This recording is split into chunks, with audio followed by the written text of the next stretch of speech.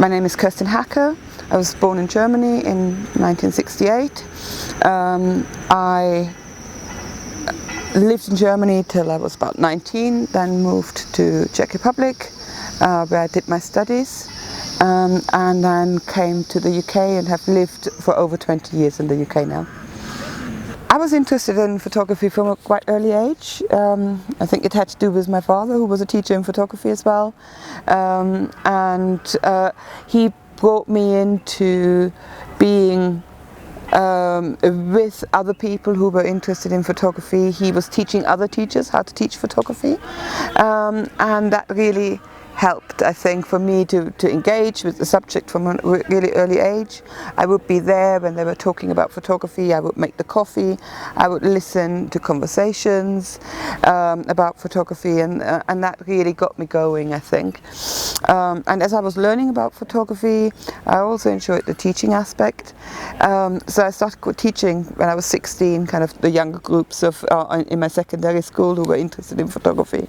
So I started teaching them. And then after my A-levels, I then did a year of internships, and then started off kind of actually on my photography studies career. And I ended up actually studying in Czech Republic, which was quite an exciting place to study at that time, because the Velvet Revolution had just happened, so I decided that would be an amazing place to go to, seeing that change in the country, seeing what was happening. And I was accepted to FAMU, which is the film and television school, and they have a photography department where I studied. So I was there and I did my BA and MA there. I was always interested in documentary photography, and I really enjoyed being with people. I'm curious about people. I like to find out how other people live. I think I'm just a curious person, and I think photography allows you to do that. It's very often you can't go up to a person and say, "Tell me about your life." But with a camera, somehow you can. I've never worked out why that is the case, but I enjoy. And I think that allows, having the camera in my hand allows me to ask these questions. After my studies, I did a year of internship with Magnum, which taught me a lot as well, kind of just seeing how all these great photographers managed their photographs, and I was inspired. I learned a lot. And then I started off on my freelance career being a photojournalist. I worked a lot for non-governmental organizations and charities, and developed my practice. And it was really exciting because it allowed me to travel. People would request for me to go to all parts of the world, and that was really quite exciting as a young photographer, to have these opportunities to engage not only with my own community but with all these other communities as well. But one thing that I found was, when I was working with the NGOs, there was a certain agenda that was perpetuated. And I don't think it's a negative thing, it's just what these NGOs needed. But what I was missing sometimes was the other life I experienced when I was in these countries. For example, you would go and would photograph these clients in a country, like let's say in Zambia here, but then in the evening you would sit in a very comfortable hotel. Sometimes you wouldn't. Sometimes you would sleep very, very rough. But sometimes you had these opportunities to see the other side of the life, and that a very comfortable life for a different part of the population. And that inspired me to think about photographing what the less seen Africa in a way, and specifically the less seen Zambia. So I started photographing modernity in Zambia, and that evolved into the project Generation Z.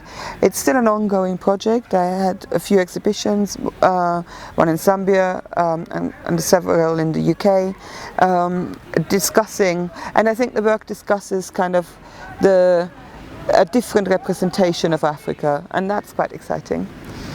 The Stories of Kalingalinga was a workshop that came out of discussions with colleagues of mine here in Zambia, and we thought it would be a good idea to get together different voices who were photographing the same place, and see what it means to have different voices speak about the same place, identify the stories, and shine a light, in a different light, on Kalingalinga.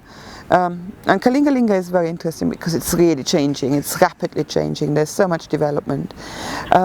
So that was very exciting to bring all these people together.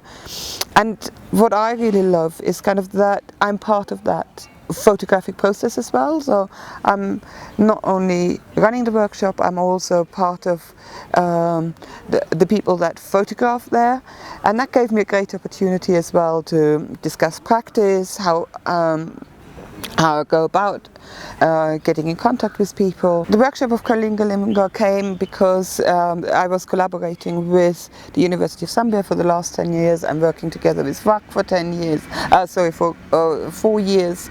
And we decided that after the first workshop that I did in 2017, that it would be lovely to kind of do a workshop that was specifically to one area in Lusaka, and Kalingalinga was the obvious choice, because Kalingalinga is a rapidly changing township, compound, because it's squeezed by 4 sides in development. So you have pressures on that compound. It's an illegal settlement, but it has really it has been there and is a very established settlement. So that was quite interesting.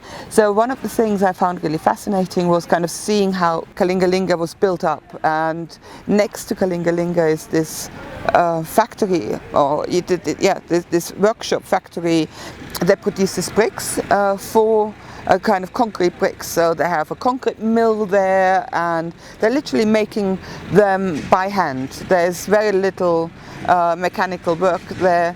And it's all these guys who kind of work there. They're full of dust. They're it's very physical work, and they help building up Kalingalinga with the work they're doing. So there's huge stacks of bricks that they're producing daily. So the only day they're off is on a Sunday.